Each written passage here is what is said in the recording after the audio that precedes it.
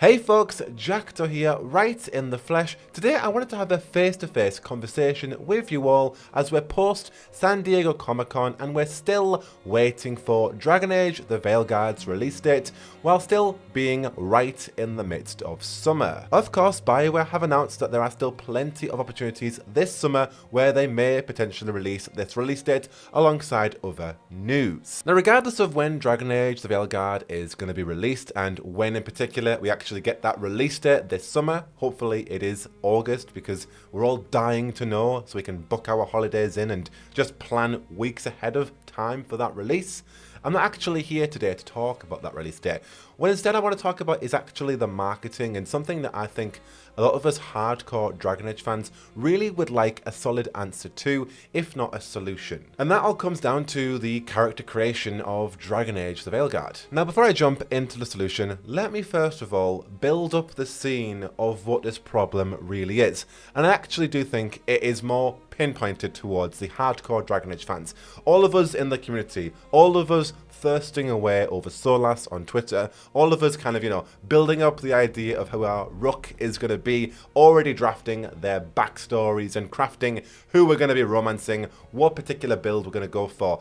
It really kind of relates to all of the hardcore Dragon Age fans. I think a lot of casual fans who are going to be playing this game come fall really aren't going to be bothered at all in this topic. But for all of us hardcore Dragon Age fans, there's a huge issue that lingers. So BioWare have confirmed that Dragon Age the Veilguard is going to have literally one of the most extensive, if not the best character creator that BioWare have ever created. From now introducing body sliders to dynamic physical hairstyles to being able to change your skin tone, melanin skin tone, to even how light reacts to your skin tones. From being a short king to being a really tall dwarf, it sounds like there is an insane level of depth in a Dragon Age game, and I'm so excited to literally recreate Taylor Swift for my second streamed playthrough as I do Dragon Age Taylor's version.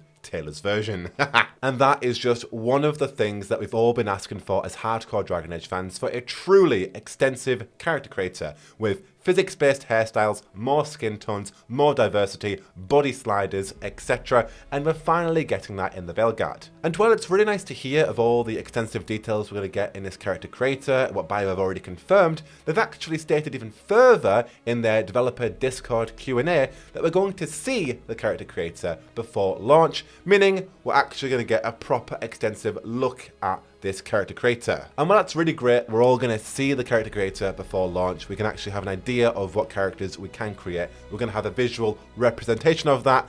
There's still a problem, folks. And let me just illustrate that for you. Imagine Dragon Age the Veilguard. It comes out November 22nd. Whatever date that may be, I don't know. Just a random date I have guessed there. Dragon Age Veilguard coming out November 22nd. And we're all going to play this game at the same time in sync. What's the biggest nightmare all of us Dragon Age fans are going to have day one on Dragon Age the Veilguard's release date? It's going to be spending at least 7 hours in that character creator creating our brand new Rook, especially given the extensive options available to us in this best character creator BioWare have created so far. And then spending another unmakely amount of time creating or recreating our Inquisitor, also giving us plenty of new tools to readjust their appearance 10 years following their last appearance in Inquisition. Basically, we're all going to be spending astronomical amounts of hours in the character creator on day one of the Veilguard's release, which isn't really going to be the best way to fully actually play this game on release date. And honestly, this is actually a genuine problem that I've talked about to so many fans. We're all going to spend so long on the first day of this game just creating our Rook. We have an idea of what they're going to look like now, but actually, when it comes down to sitting down and getting into that CC,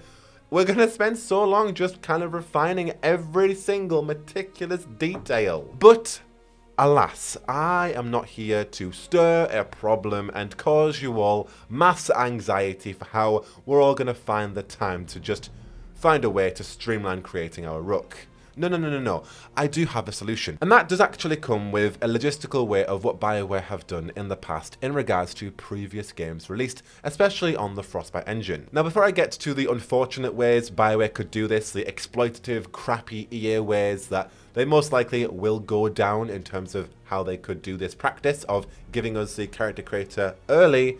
Let's talk about the ideal way first, the way that all of us fans and just people in the mainstream media would like this to go. And that really is just in the form of a character creator demo. Literally just like Dragon's Dogma 2, a game that came out March this year, what Capcom did, which was fantastic for their marketing, was release the character creator for free like a month early before that game came out, and literally it set so many communities ablaze just trying out Dragon's Dogma 2 for the first time, but actually creating so many different characters, either recreating celebrities or properly creating their Arisen, which was the player character of that game. And this had such a brilliant marketing effect on that game, you know, getting people who didn't care about DD2 into that game and actually then creating their character, so then making that purchase as they imported that character into the game.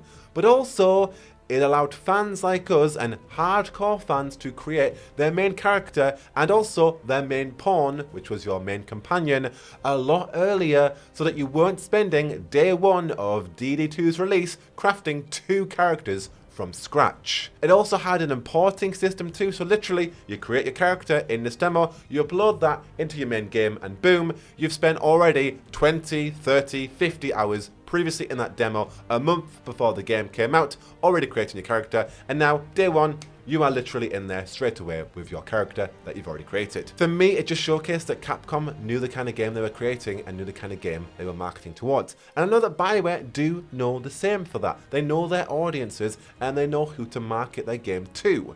And I think that if BioWare did that, it would be a fantastic way to remedy not only, you know, their marketing efforts, you know, gaining more traction and actually allowing people to play a vital part of this game early, being the character creator, but also just allowing everybody in this community to showcase their rooks, showcase their inquisitors 10 years after. That's such a cherished part of this community, everybody's own main characters. We can actually then listen to the voice actors beforehand with a few lines of the selection that we're going to choose, and even adjusting that pitch filter.